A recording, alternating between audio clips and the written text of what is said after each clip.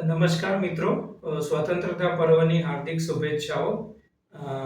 એક સરસ વાત મારે તમારી સાથે શેર કરવી છે. હમણાં જ હું એક શિક્ષણમાં કામ કરતા ઘણા વર્ષોથી એવા એક વડીલને મળ્યો.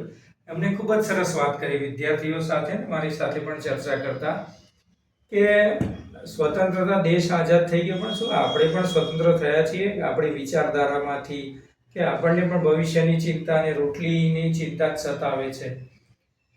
એમણે સરસ વાત કરી કે ગુજરાતમાં જ્યારે પટાવાળા માટેની જે ભરતી પડી એમાં 15 લાખથી વધારે ફોર્મ ભરાયા. એ વસ્તુ શું બતાવે છે કે 15 લાખ પટાવાળા તો હાલ હાજર જ છે, ખાલી એપોઇન્ટમેન્ટ નથી મળી એમને. બીજી એક વાત એમને સરસ શેર કરી કે આપણે એજ્યુકેશન કેમ લઈએ છીએ ને એ પાછળનો ગોલ જ ખબર નથી. આમાં પૈસા વધારે મળશે એટલે એ લાઈન લઈ લઈએ. અત્યારે હાલ મેડિકલ માટે સારું છે તો બધા મેડિકલમાં, પણ જુઓ તો ખરા કે છોકરો મેડિકલ માટે ફિટ છે કે નહીં.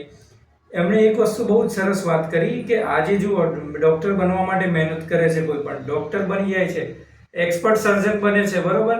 પણ પછી શું થાય છે? 10 વર્ષ પછી જુઓ તો એની પાસે 4 ગાડી છે, એનો ઇશ્યુ નથી, બટ એને એક પણ રિસર્ચ કર્યું નહીં. એ જે જૂનું છે એ જ શીખી ગયા, ફોરેનની આ ટેકનોલોજી શીખી ગયા, બસ એ એપ્લાય કરી. એ પણ નથી વિચારતો કે હું નવું કરું કંઈક, કારણ કે બીમારીઓ દિવસે દિવસે વધતી જાય છે. જુઓ, નવી નવી ઇન્ટ્રોડ્યુસ થાય છે, બહારથી જ લાવીને કરવાનો પ્રયત્ન કરે છે. કંઈક નવું કરવાનો પ્રયત્ન રાખો, કંઈક નવું શીખવાનું રાખો અને પોતાની માનસિક ગુલામીમાંથી મુક્ત થવા માટે પ્રયત્ન કરો. નમસ્કાર.